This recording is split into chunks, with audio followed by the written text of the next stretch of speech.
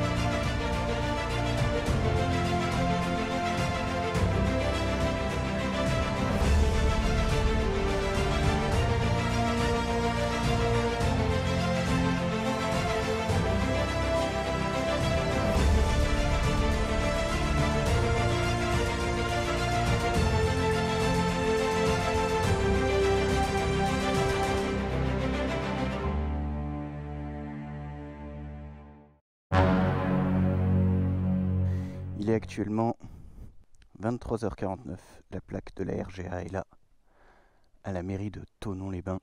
J'active Liberty Rider, je vérifie que mon airbag soit connecté. Il est minuit et je pars pour la route des Grandes Alpes, aller-retour sur 24 heures, c'est l'objectif. Sachant que ça n'a jamais été fait à ma connaissance, je me lance dans l'inconnu complet. On verra bien ce que ça donne. Je cale un rythme tranquillou et t'attends que ça déroule. Je suis en plein kiff. On dirait pas comme ça, mais... Oh. Le col de la Colombière. L'avantage c'est que rouler de nuit, t'as pas l'impression que tu vas tomber dans le ravin. Il est 1h. On est dans les temps. Que les Aravis, c'est fait.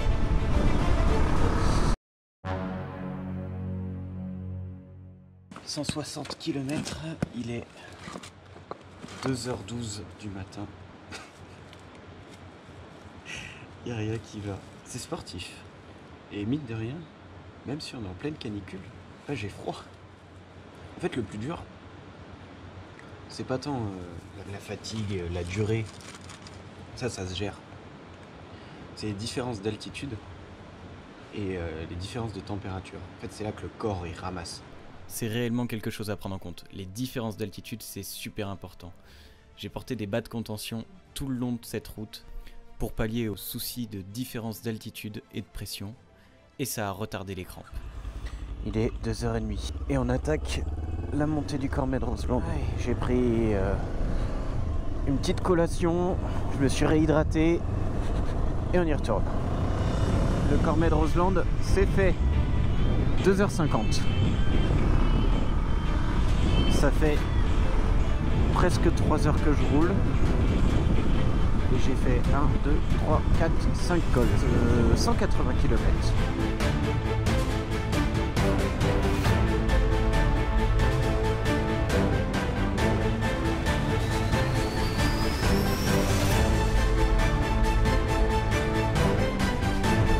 Eh ben, je peux te dire qu'il caille. On est à 2005 là je pense. Voilà, col de l'Iseran. Il est 3h49 du matin. Le jour se lève dans les Alpes.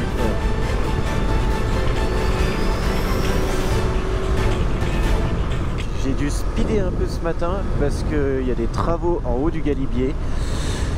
Et il le ferme à 6h du matin. Là il est 5h15, je suis dans le timing, mais j'ai pas envie qu'il ferme un poil plus tôt, donc je speed un peu pour l'ascension du Galibier. L'avantage c'est qu'il fait jour, donc ça commence à aller beaucoup mieux, c'est beaucoup plus reposant. Et finalement j'ai moins besoin de réfléchir, puisque je les connais pas mal les routes. Et ce que j'ai oublié de vous dire pendant tout ça, c'est que j'avais quand même des ravitaillements et ça s'organisait de l'autre côté. 5h30 du matin, je vais rejoindre Julien pour le premier arrêt. Lui, ça doit faire 5 ou 6 heures qu'il roule déjà, le pauvre. Voilà, j'espère qu'il est dans de bonnes conditions. De toute façon, j'ai dans la voiture de quoi de quoi le ravitailler en essence, en bouffe. Julien vient de m'appeler avec son téléphone de secours, il a perdu son téléphone principal. Donc bref, pour l'instant, il est en train de se poser la question de est-ce que je le continue à le chercher et je perds du temps, ou est-ce que j'abandonne le téléphone et je trace ma route. Bon, maintenant que ça va mieux, je peux vous la raconter.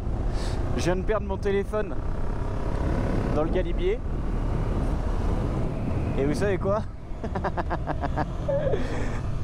Je l'ai retrouvé. Alors par contre, il était censé fermer à 6 h, il est 6 h 30. Tout le retard que j'avais gagné, je l'ai perdu. Mate un peu ces paysages quand même. On n'a pas tous les jours cette chance de rouler sur un col de montagne seul au lever du jour.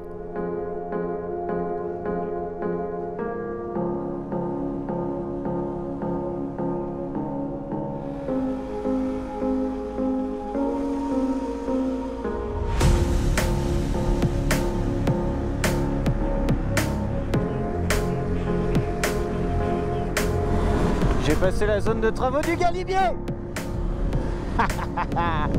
C'est bon, ma crainte de la journée est passée.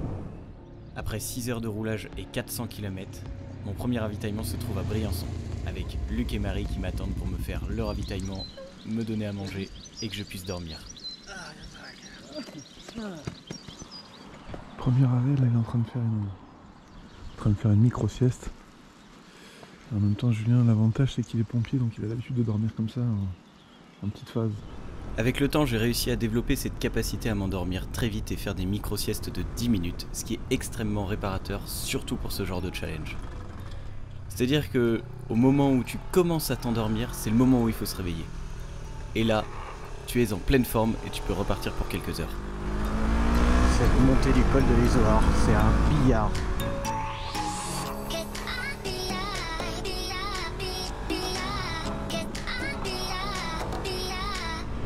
Col de l'Isoard, c'est fait aussi. Et là, je vais vous présenter un endroit magnifique dans les Alpes, ça s'appelle la case déserte.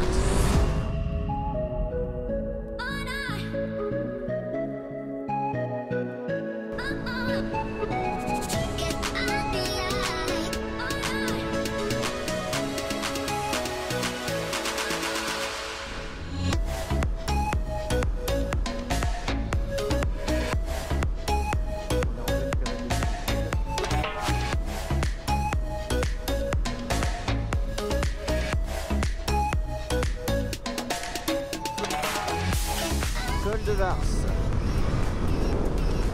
Lui aussi c'est un billard. Allez, col de Vars dans la besace.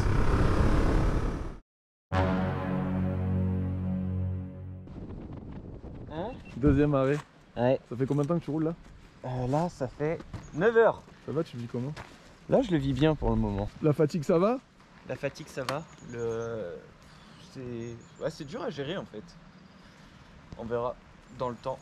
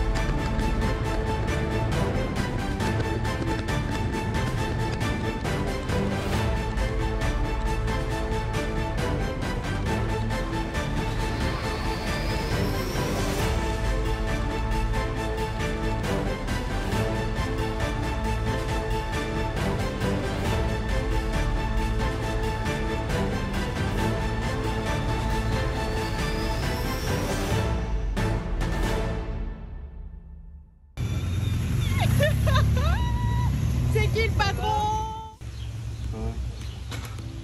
Non, c'est bon, la Clara, elle va. Vas-y, je te laisse partir en premier. Je vais me laisser porter un peu là. Lions roaring in the morning sun, searching for a longer day. People feeling like the light has just come. must never stop the way, yeah. Birds chirping and I hear my name, grasping into life. Life is happy but it's so insane. We must merely make a start. Savannah, I'm coming home. Savannah, we'll never be alone. Savannah. Elle est là. Elle est là. Oui, on roule dessus. Bravo. Bravo Julien. Il me reste le retour à faire maintenant. Oui.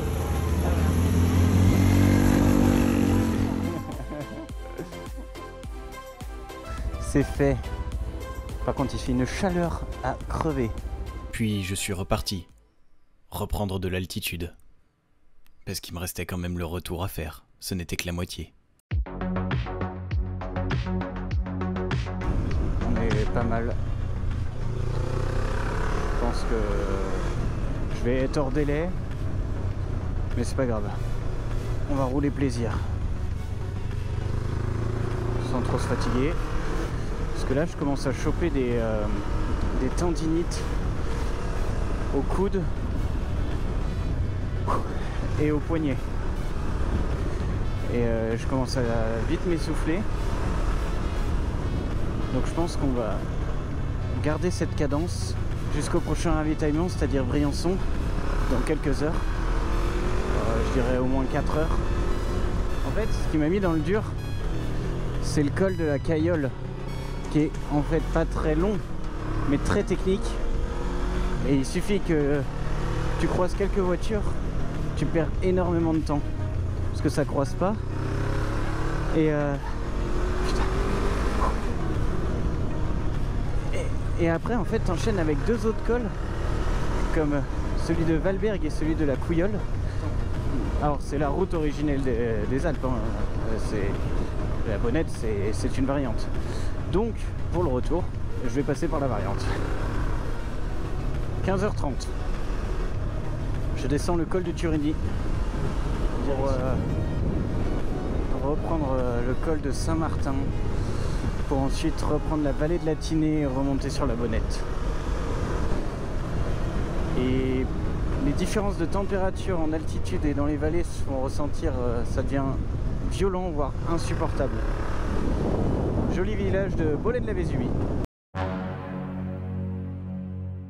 Bon ben voilà, la cime de la Bonnette, avec ses 2800 mètres d'altitude. Je commence à être fatigué. Vraiment. Je dois vous faire... j'ai le liquide de frein arrière qui a bouilli. Heureusement qu'on est sur le retour. Et qu'il reste que 400 bornes. Il est 17h18. Parfait. Tout va bien dans le meilleur des mondes.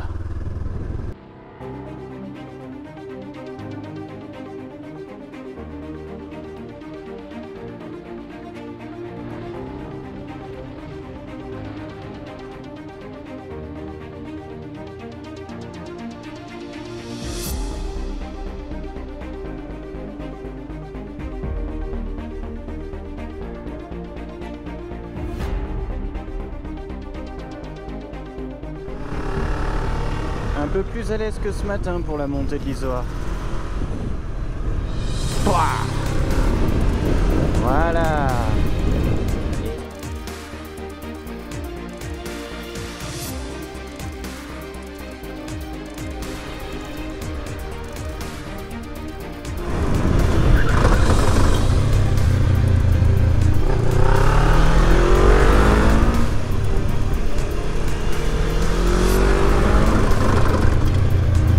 Pas être trop gourmand non plus.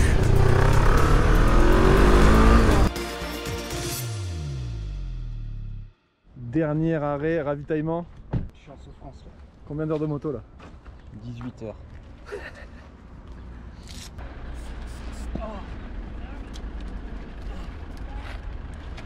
Oh, je suis éclaté au sol. Bon allez, jusqu'à présent on a rigolé, c'était marrant, là maintenant c'est tout au mental. Donc révision de la Brel, Julien fait un gros dodo, dernier qu'il va faire là, avant encore 6 ou 7 heures de route. Là ça va être tout au mental, 100% gros. J'ai le tendinite, regarde l'état de mes mains. J'arrive plus à tendre. Ouvre l'œil. Voilà, nickel. Tiens, tu gardes ça dans le sac, t'en fous quand t'as mal aux yeux. Je pleure parce que je suis content. Toi aussi, t'es ému? Ouais, parce que là je vois le but, tu vois. Autant, et ce midi, quand j'étais à Nice là, je la voyais pas, hein. J'arrivais pas à repartir. J'ai senti le moment où tu m'as dit, ouais, j'arriverai pas en 4 heures. Donc je me suis dit, putain, il va lâcher, tu vois. Et après, je me suis dit, je t'ai entendu, après quand je suis au téléphone, je t'ai rappelé. Et j'ai vu que ça va, tu sais, j'ai entendu par habitude que ça allait. Tu vois, t'avais repris le dessus. Mais c'est après ce ravitaillement que j'ai pris une grosse claque. Parce que là, je me suis rendu compte qu'il me restait 6 heures de route, seul. J'étais livré à moi-même pendant ces 6 prochaines heures et le soleil allait se coucher. Comme le galibier est fermé, nous sommes obligés de passer par l'Italie, par la vallée de Suse et le Mont Cenis. La montée du Mont Cenis, à 20h20, il n'y a personne. Je suis tout seul. Regarde-moi ça. Tu vois qu'on a le temps de mater les paysages. Je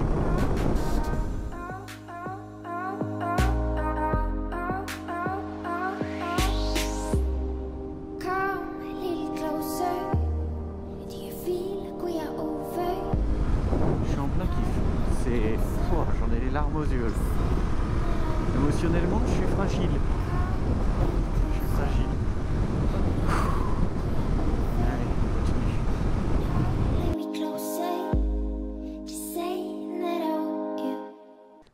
Ah, trop bien. C'est un grand malade. Là, c'est à combien de kilomètres? Je sais pas du tout. J'ai aucune notion des heures et des kilomètres actuellement. Je suis complètement satellisé. J'ai perdu toute notion là. Un abonné de Vie de Motard qui m'a attendu sur la route. Si c'est pas beau ça, c'est beau cette communauté. Ça fait plaisir.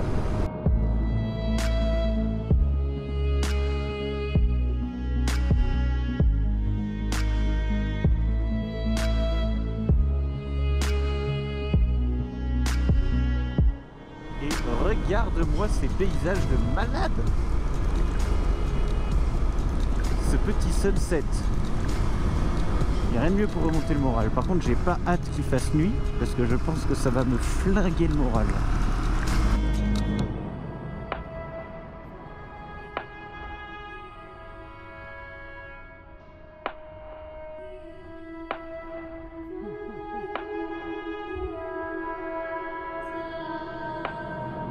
Merci Mathieu de m'avoir accompagné sur cette partie. Ça m'a bien remonté le moral. Voilà, Cormed-Roseland, il est 22h25.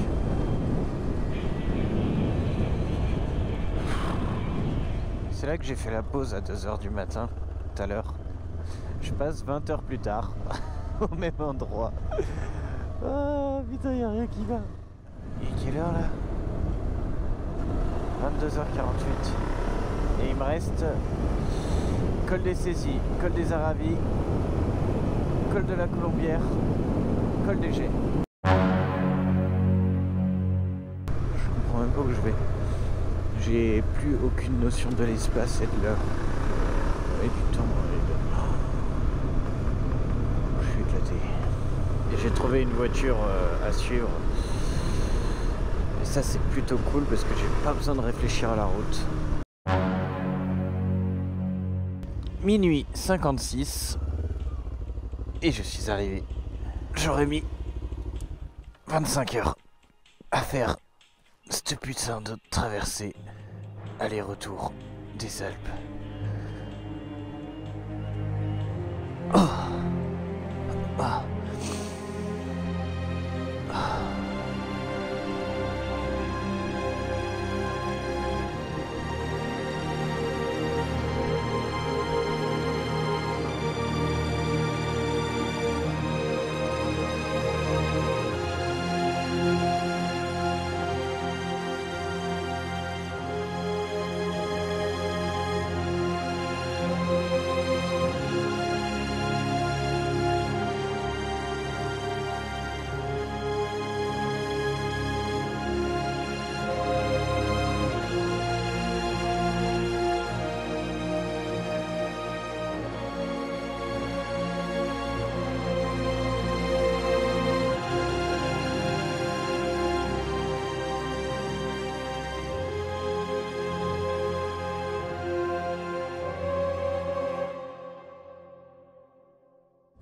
qui va.